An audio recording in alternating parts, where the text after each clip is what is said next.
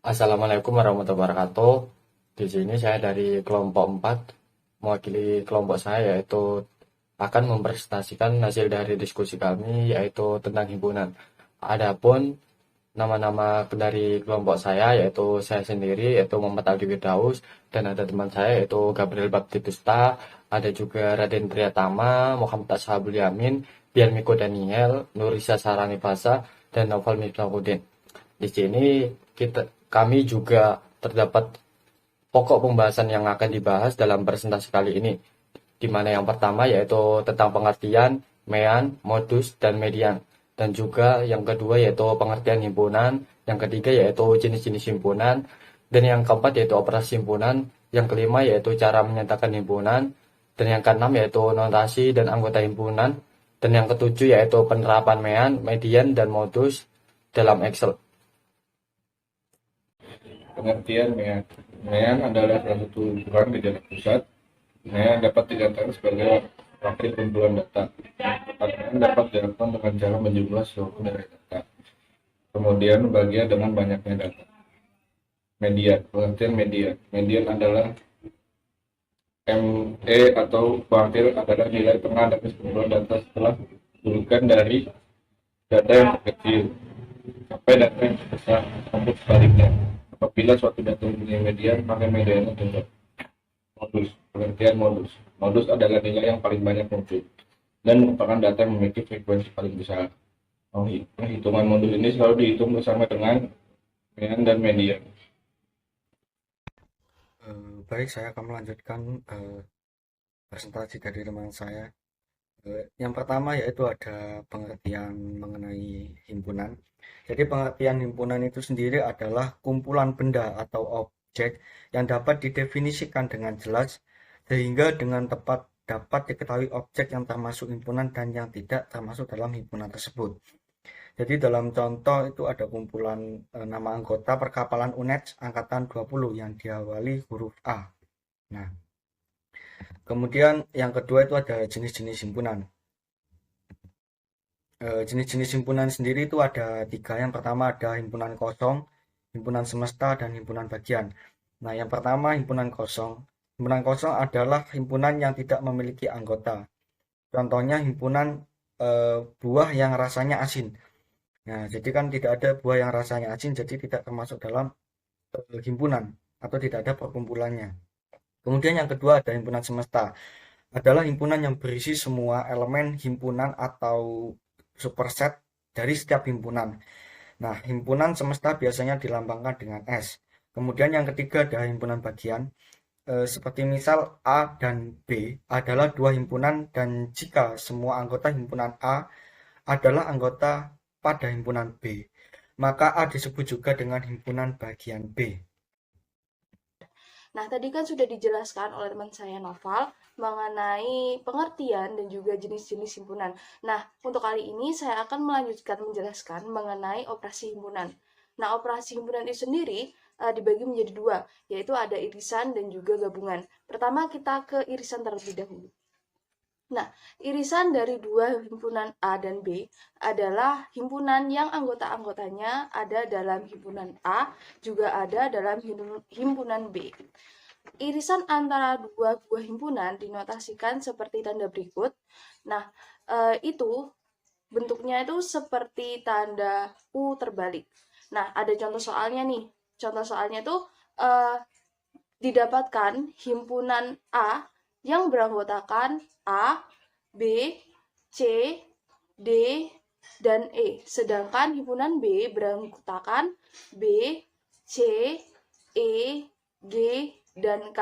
Maka A irisan B adalah B dan C karena dua anggota tersebut yaitu B dan C ada dalam himpunan A juga ada dalam himpunan B.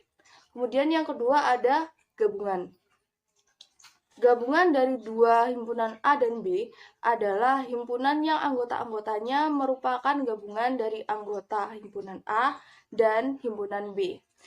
Gabungan antara dua buah himpunan dinotasikan oleh tanda sebagai berikut. Nah, itu tandanya seperti tanda U. Kalau yang tadi itu irisan bentuknya U terbalik, kalau gabungan bentuknya U. Contohnya tuh himpunan A beranggotakan A, B, C, D, dan E. Sedangkan himpunan B beranggotakan B, C, E, G, dan K.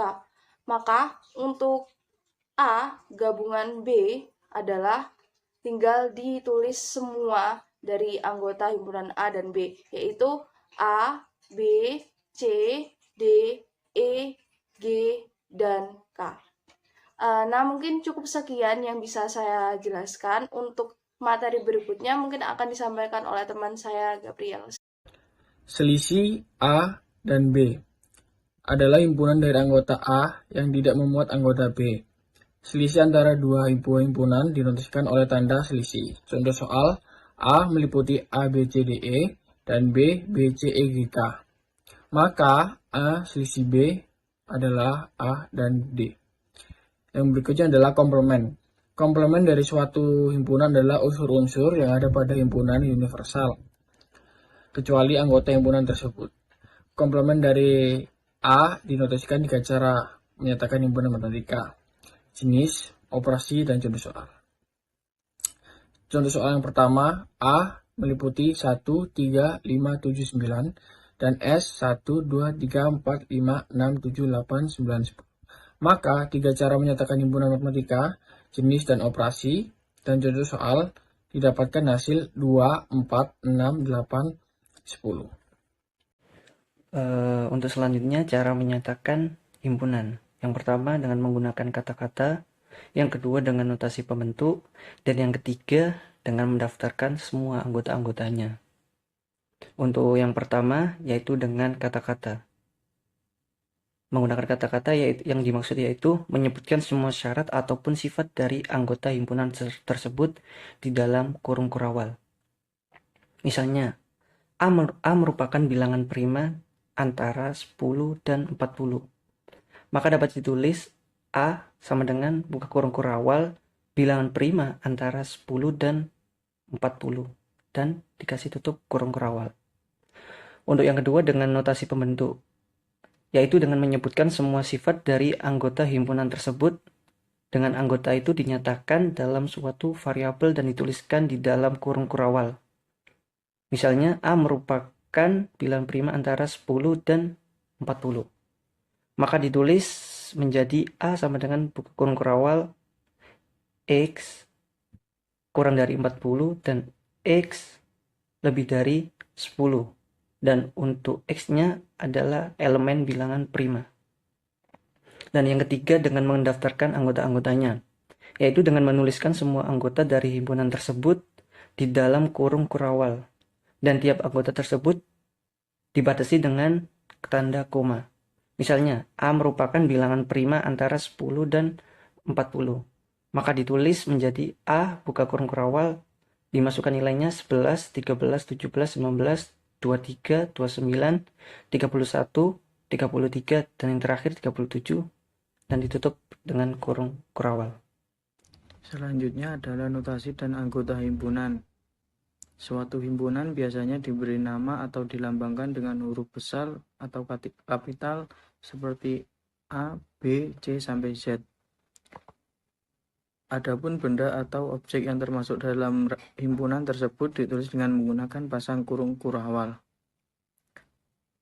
Untuk contohnya, seperti A adalah himpunan bilangan cacah kurang dari 6, sehingga A sama dengan buka kurung 0, 1, 2, 3, 4, 5. P adalah himpunan huruf-huruf vokal, sehingga P sama dengan buka kurung A, I, U, E, O, tutup kurung.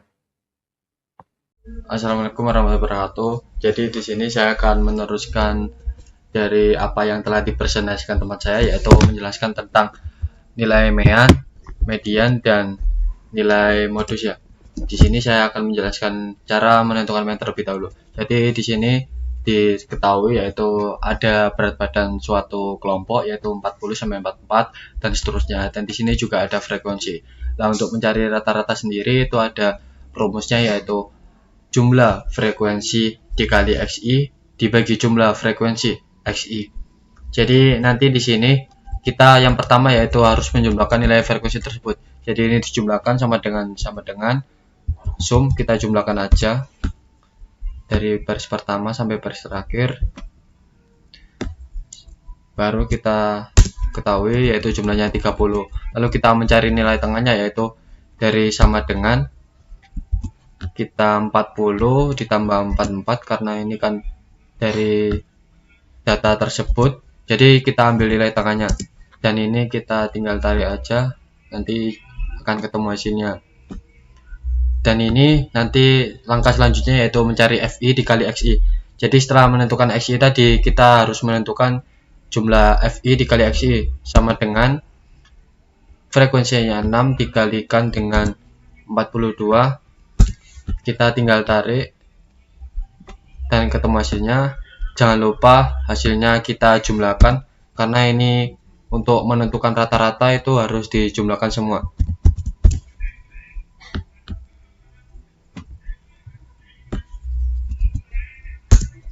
Ini udah ketemu hasilnya yaitu 1465 dan 30.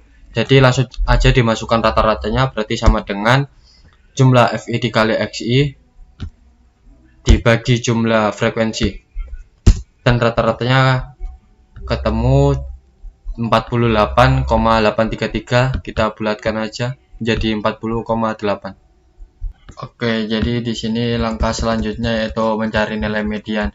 Di mana kita mencari nilai median itu kita peroleh untuk mencari nilai FK terlebih dahulu. Jadi ini saya akan tutorial mencari FK ya. Berarti sama dengan frekuensi dulu. Nah, nanti ini sama dengan jumlah ini ditambah frekuensi jumlah kedua. Dan begitu pun seterusnya. Jumlah yang atas ditambah frekuensi sebelumnya.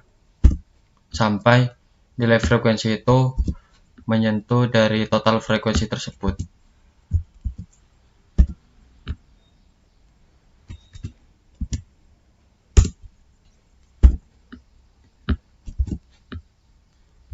Jadi kalau sudah 30 ini berarti udah benar.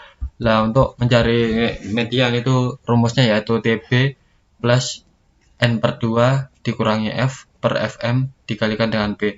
Nah, untuk setengah N nya sendiri itu diperoleh dari sama dengan 0,5 dikalikan dengan jumlah frekuensi. Di setengah N nya ketemu nilai 15. Jadi nilai 15 lah jumlah frekuensi FK sendiri itu berarti terletak di nilai 18 ini, berarti antara di 45 sampai 49 kita baris kuningi. Nah, untuk jumlah N-nya itu 30 dan jumlah F ini yaitu frekuensi kumulatif sebelum kelas median. Dalam artian tadi kan udah ditemukan yaitu antara nilai 45 sampai 49. Jadi nilai frekuensi kumulatif sebelum kelas mediannya itu adalah 6. Dan untuk FM yaitu frekuensi kelas median. Frekuensi kelas median ini diperoleh dari jumlah dari frekuensi kelas median itu sendiri. Jadi ini hasilnya yaitu 12. Dan untuk yang P-nya sendiri itu diperoleh 5. Dari mana yaitu ketika kita jumlah 40 sampai 44 ini itu ada nilainya 5. Dan kita langsung masukkan aja rumusnya median yaitu TB dikalikan TB plus N/2 dikurangi F per Fm dikalikan P, yaitu hasilnya ketemunya yaitu 42. Oke, langkah selanjutnya yaitu menentukan nilai modus, yaitu dimana nilai modus sendiri itu ada rumusnya yaitu DB plus D1 per D1 plus D2 tutup kurung dikalikan dengan P atau dengan L ya. Nah, untuk mencari nilai TB sendiri itu kita peroleh dari nilai frekuensi terbanyak. Karena ini kan nilai modus, jadi kita frekuensi terbanyak itu terletak di interval 45 sampai 49. Jadi TB-nya itu 45 sama dengan TB-nya sama dengan 45 dikurangi 0,5 sama dengan 44,5. Lah untuk D1 sendiri itu D1 selisih frekuensi kelas modus dengan sebelum kelas modus.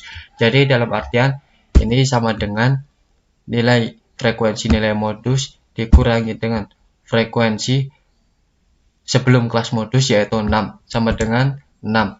Dan D2 ini nilai frekuensi kelas modus dengan setelah kelas modus. Jadi sama dengan nilai frekuensi kelas modus dikurangi sesudah kelas modus, ketemunya yaitu 4. Dan untuk jumlah P atau panjang kelas yaitu 5. Dan untuk nilai mencari modus yaitu tadi sama dengan TB sama dengan plus D1 per D1 plus 2 dikalikan dengan L, dan hasilnya ditemukan nilai sebesar 47,5 untuk nilai modusnya.